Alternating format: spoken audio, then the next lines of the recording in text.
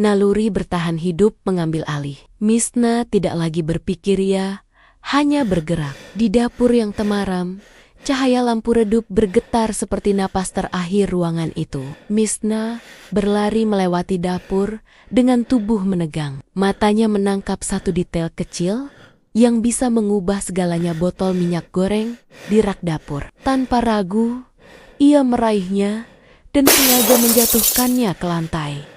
Botol itu pecah. Minyak mengalir cepat, mengkilap di atas keramik.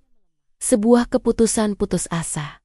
Sebuah jebakan. Ia tahu, bila Narita mengejar, lantai licin itu akan memperlambat langkahnya.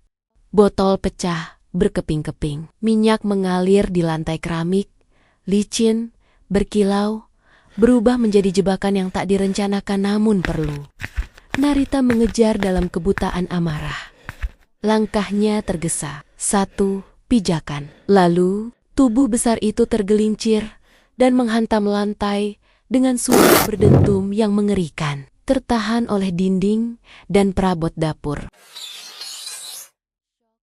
Cahaya yang redup menyelinap melalui celah tirai tipis. Harapan tipis, rapuh, namun nyata. Lantai ini licin, dunia ini licin, tapi aku harus keluar. Sekarang, lari, lari, lari. Itu satu-satunya kata yang tersisa di kepalaku.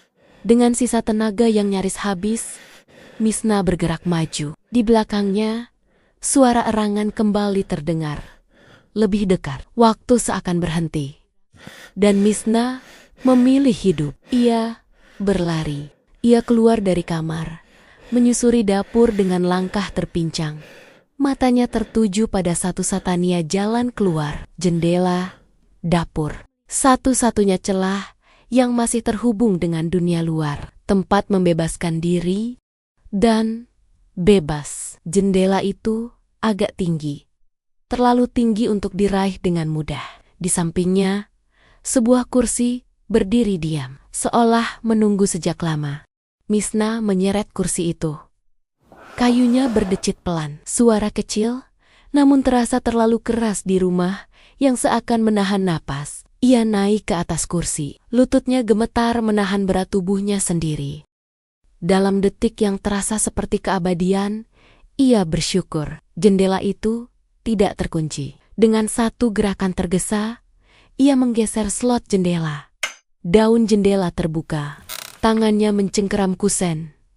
Dingin, kasar, nyata, tanpa sempat berpikir, tanpa pernah tahu seberapa tinggi jarak jendela itu ke bawah.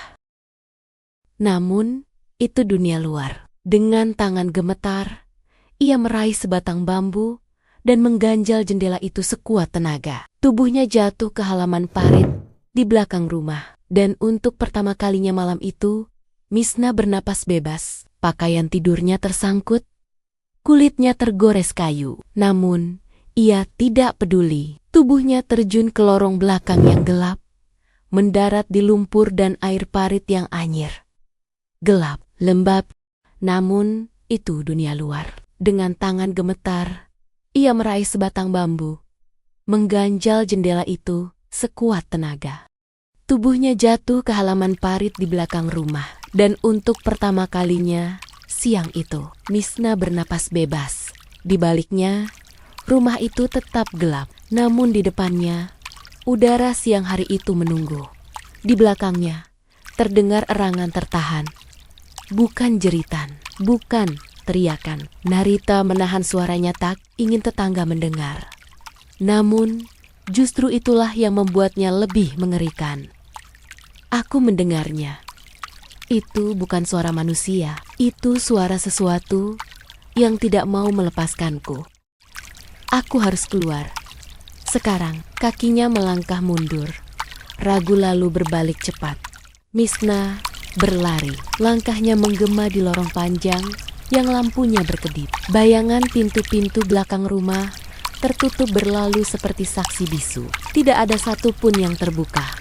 Aku menguncinya dari luar. Seperti dia yang mengunci hidupku dari dalam. Aku berlari menyusuri lorong yang sempit ini. Tembok-temboknya tinggi, lembab, seolah ingin menghimpitku. Tapi aku harus keluar. Aku tidak boleh tertangkap.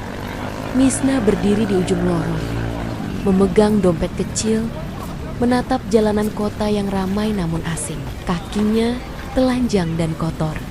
Aku selamat. Tapi saat aku melihat ke arah jalan raya, aku menyadari sesuatu yang lebih menakutkan. Aku tidak punya tempat untuk pulang. Aku tidak punya alas kaki. Dan di balik bajuku, aku membawa luka yang mungkin tidak akan pernah kering. Lanjut ke episode 3.